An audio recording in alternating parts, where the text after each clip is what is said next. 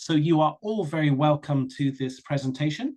We are simply going to run through an overview of the teaching and learning programs. We're just going to talk a little bit about their key features, the design of such, the outcomes that one might attain from undertaking the program. We'll talk about eligibility. My colleagues will introduce the modules that they shall be teaching, both in the autumn of 2025 and the spring trimester 26. And we will give a little bit of information on the application and registration process as well. And after all of that, we will open the session to a Q&A. So if you do have any questions, feel free at any time to put them into the chat. You may address either myself or indeed my team, who are going to talk about individual modules. So let us begin. What I'd like to start is by kind of introducing the actual program itself and exactly what it does for you as individuals. So one of the things that we have been very keen to do over the years is to make sure that this is really pertinent and accommodating you in your day-to-day practice. So obviously you will gain a professional qualification, and what we have tried to do is to map this to professional development frameworks, both from the Teaching and Learning Forum and indeed the promotions criteria here within UCD. So undertaking the program does set you up well for doing these two things. What the program most importantly does throughout all of the modules that happen is to rely on an experiential approach. And this is done in two ways. One, we actually give you opportunity to experience different kind of means and methodologies, both in terms of teaching and indeed learning. So what you shall see is that there are opportunities to engage in online modules and to take those in different formats as well as the face-to-face modules. And then within each of the modules themselves, there are opportunities therein to experience technologies, to experience different modes of assessment. And so all of these things hopefully kind of build in terms of your own experience. What I can safely say is that myself and my colleagues are all very much kind of into the research of our particular modules that we deliver. So what you are getting is up to date and to the moment in terms of the different kinds of areas and themes that we will address.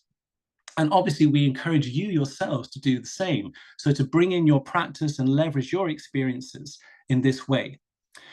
The team have been teaching on this program for quite some time, so there is a lovely broad range of experience in terms of both who they are and what they bring to it. I'll introduce you to those momentarily. And then the other output of the program is that once you have engaged in any module or in any kind of part of the program, you become part of a community of practice in terms of teaching and learning. So we ourselves at Teaching and Learning have a community of practice within the institution. But what we see from our alumni and from those that are undertaking the programs is a real kind of collegial and team spirit that builds up throughout undertaking of the modules. And what often you see is that your common issues and dilemmas are commonplace across the institution, and you build wonderful friendships and indeed potential collaborations along the way. So in terms of the actual design of the programs that are on offer, what you are probably already aware of is that there are a number of different variations. You can begin the program by simply undertaking the cert of continuing professional development, which is undertaking one single module. You can elect to do the professional certificate, which is 2 modules, and then as time moves on, you can transfer up, if you wish, into the professional diploma. As I've already said, what we are trying to do is to provide you with as much experiential kind of opportunity as is possible. So many of the modules are done in a face-to-face setting, but we also have online versions. And we try to have an online version of a module every other trimester. So what I mean by that is, in the first instance, if you are doing active learning in this trimester, it is online. The next iteration will actually be a face-to-face one. And then in regards to the online versions, what you shall also see are different methodologies that we have used to deliver those programs. So sometimes they are synchronous in terms of live sessions that one has to log into and be present, and sometimes they may be asynchronous in terms of undertaking it autonomously by yourselves and then coming back for the assessment processes, or indeed a version thereof. Again, all of these means and methodologies are there to show you different ways of teaching and learning and experience those. So in terms of the outcomes and what it is you will achieve or be able to do having undertaken the programs. So without question, you will expand your own repertoire of teaching, learning, and assessments, either through what it is you undertake within a given module, or indeed simply through the experiential piece. Most importantly, what we encourage you to do within every and each module is to leverage your own day-to-day practice to inform what it is you need to do, what is your specific learning need. And thus, when you undertake the assessment within any given module, it is designed to enable you to bring in your day-to-day practice. So that idea of personalization is really important and most effective. Hopefully, you will gain experience and indeed creative experience about kind of engaging in different means and methodologies through all the examples that we actually kind of give you, and indeed the examples that you yourselves might undertake, i.e. innovative pilots or new kind of methodologies within your own practice. Invariably, we are very much research informed, not only in the practitioners, but in the way we deliver the modules. And this is important, again, for two real reasons. One, because it means everything is up to date and on point, but two, it also gives you an opportunity to put on your research hat, to leverage your teaching and learning practice in a research methodology. So oftentimes we talk about action research, undertaking that within your own kind of practice and leveraging that to produce a paper, presentation, or some such. Absolutely, by the end of any given module or program, you are going to be able to have a much more effective and efficient way of delivering your own teaching and learning. And this is really important. And hopefully, as time goes on, whether you do one module or more, you start to build up your own professional practice portfolio. And this, again, is important in terms of enabling you to reflect and develop what it is you wish to do and how it is you wish to proceed within your practice. So, who is eligible for the program? So there are a number of criteria. First and foremost, you need to be teaching on a UCD academic program. And that teaching needs to be an active role. By that, we mean you are able to design, deliver the teaching and learning, but also the assessment of said modules. And ideally, what that means is that you are undertaking a significant teaching commitment. This is defined as either 2 hours per week or 48 hours over the given course of an academic year, and that is including all 3 trimesters. Professional staff are able to apply for the program, but they have to be able to meet those 3 previous criteria. And just as a word of observation, there are no fees payable to UCD staff who wish to enter the program. And obviously, like all programs within UCD, the final decision on eligibility and candidates is made at the Board of Studies. So let's have a look at the modules that are coming up. So I'll give you a quick overview and then I shall introduce my colleagues. So in the autumn trimester, i.e. in September later this year, we have reflective practice in teaching and learning, which is going to be an in-person module and delivered by Lee. We also have designing curricula, which shall be online and delivered by Sheena. We then have assessment and feedback in higher education, which again is an in-person module and delivered by Geraldine. The QR code on the right there is simply to the module descriptors if you wish to access that. In the spring trimester in January 2026, we have a repeat of assessment and feedback, but this time online, delivered by myself. We have active learning with technology, which shall be delivered in person and by Lee. And then finally, we have teaching across cultures, which shall also be in person and delivered by Sheena. So what I'm going to do is actually hand over to the individual module coordinators to speak to their particular modules and to give a little overview.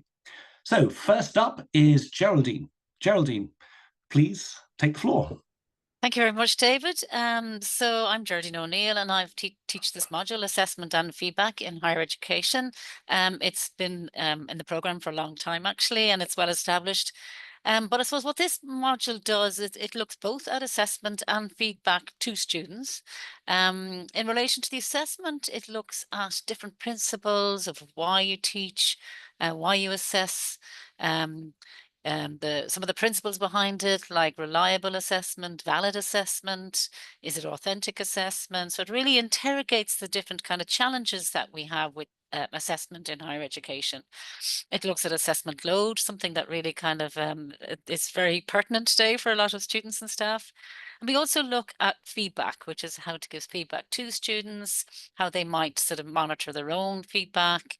So we really interrogate feedback as well. It has two assessments. The first assessment is really kind of coming up with a plan of a change to assessment feedback, and you do that through a peer review process. And this year we used feedback groups, but we will use some sort of a methodology to feedback to doing a peer review. And the final assignment is a little bit around assessment and a topic that you go into in more detail. But in this one, we get you to look at whether you want to use Gen AI for that piece or whether you choose not to use Gen AI. So we really interrogate kind of the use of generative AI in assessment. So that's probably enough for a short overview, but it's an exciting module. It's a challenging module, and it really interrogates the thinking and practice of assessment and feedback in higher education. So thanks for that, David. Super, thank you very much, Geraldine. Moving on, we have Lee, who's going to introduce her modules. Over to you, Lee. Thank you, David. As David mentioned, both of these modules will be delivered in person this coming academic year. The first module is Reflective Practice in Teaching and Learning. The course, or the module formerly known as Becoming a Better University Teacher. If you're familiar with the program, you may have seen that descriptor up before. Just the title of the course has changed. The aim of this module is to enable those in an academic role to reflect, review their own teaching practices, learning, and assessment strategies within the classroom. You'll have the chance to deconstruct your current practice, appraise methodologies, and explore theoretical learning concepts with a view to developing inclusive educational experiences. At the core, the module provides developmental opportunities in teaching, assessment, curriculum planning, sort of a bit of all these sort of teaching and evaluation skills. And you'll be guided through a collaborative looking for learning activity where you have a chance to evaluate and reflect on your teaching, learning, and assessment practices with peers. The opportunity to complete the National Badge in Universal Design for Learning is embedded into this module. And if you've already completed the badge, you can still take the module, and there are beyond the badge opportunities to extend your UDL knowledge. The next module is Active Learning with Technology, and the aim of this module is to promote active student learning through the use of technology and teaching practice. You'll engage in reflective processes again to identify and develop potential areas of active learning and participation within practice. You'll then critically evaluate and assess technology options to apply within a given session, module, or program. In evaluating the literature and appraising technologies and pedagogies, by the end of the module, you should be able to utilize a chosen technological intervention or tool to support, enhance, and promote student engagement by developing creative opportunities for active learning. Excellent. Thank you very much, Lee. And Sheena, would you like to introduce your two modules? Thanks, David. So I teach designing curricula and teaching across cultures. I'm going to talk a little bit about the designing curricula module. It's a very practical, hands-on module that's structured around a specific challenge or area of concern you might have on a module or on a program. And we'll look at a range of different curriculum ideas and approaches and models.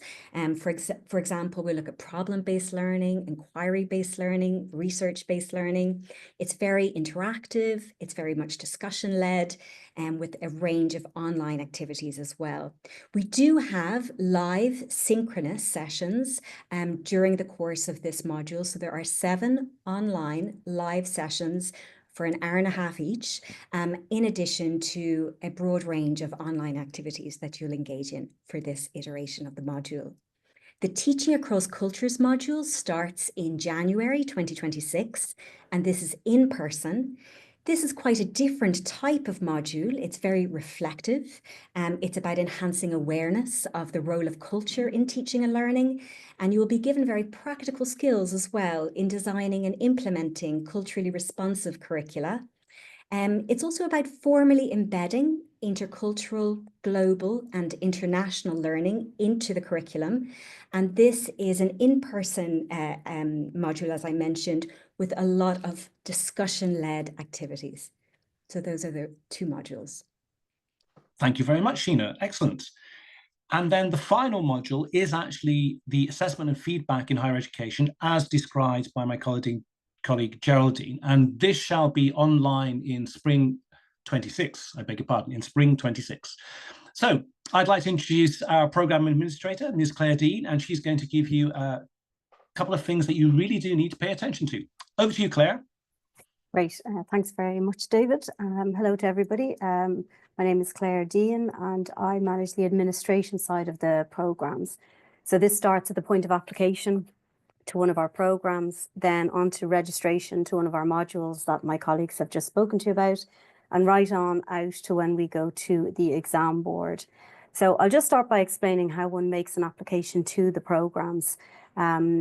Before getting into the actual system, just as David touched on earlier, there are 2 certificate programs and 1 diploma program. Applications only open to either of the 2 certificate programs. One cannot apply to the diploma program. So you start off by making an application to either the cert of CPD or to the professional cert. The cert of CPD is 1 module cert completed in 1 trimester. So this is a good option if there's a particular module that you're interested in completing, and just the 1. So for example, if you just wanted to take Designing Curricula with Sheena, which is running in autumn 2025, then you would apply to the cert of CPD that starts and finishes in autumn 2025.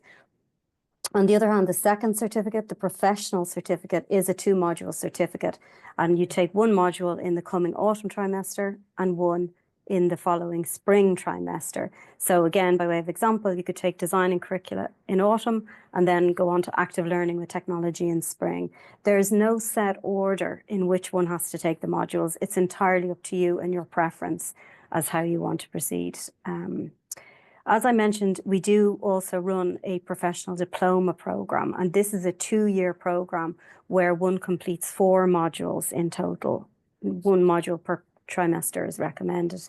As I said, you can't apply to this diploma. You must complete the professional certificate first, and then you can transfer onto the diploma.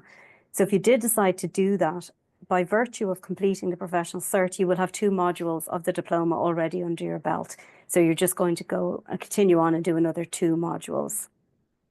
Applications to either of the certificate programs must be made via the UCD online application system, and that's accessed by logging on to www.ucd.ie/courses or /apply. Sorry, www.ucd.ie/apply. There's a search option called keyword filter, and in here you can enter the relevant program code, and that will bring you straight to the application form for that particular program.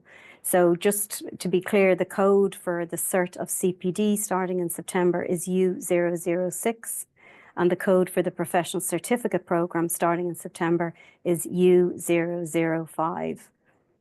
The programs are accredited programs of UCD, so you will become a student of UCD. You'll have a student account on SysWeb and a student email, so you'll get to experience UCD from the student perspective, as your own students do. You log on to Brightspace, for example, with your student credentials rather than your staff credentials to access the modules on our programs. Setting up the student account starts at the point of application. So you cannot log into the application system with your staff credentials. You must either use previous student credentials if you were ever a student in UCD before, or if you're new to study at UCD, you just create a new student account. And once you complete the application form on the system, it will do all of that for you. The closing date for applications is the 12th of May. And David has already outlined the eligibility criteria there. Just to finish up on, as I mentioned, these are accredited programs of UCD, and so we're governed by the Academic Affairs Board of Study and Programme Exam Board, which is chaired by the Dean of Students, Professor Jason Last. The programs and modules are subject to the academic regulations, the same as all accredited programs in UCD. So the same regs apply as those on the programs that you teach on. The regulations have to be adhered to on our programs in relation to the submission of assignments to our modules. So this means that we follow the regs in relation to any late submission or extenuating circumstances if they were deemed necessary.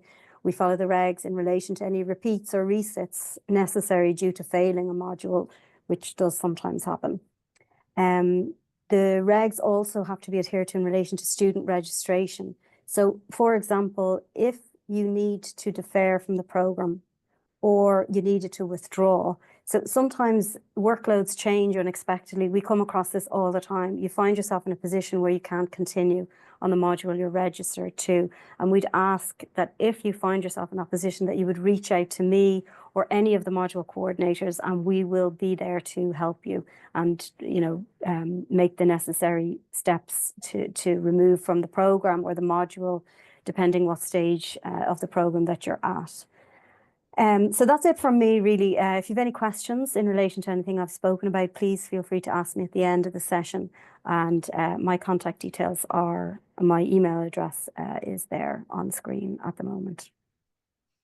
Thank you so much, Claire. And similarly, if there are questions that you wish to direct to me, please feel free to email me directly. As you can see, the closing date for the next round of applications is the 12th of May. The links are there, and indeed they are on our web pages, and we will disseminate these slides after the fact.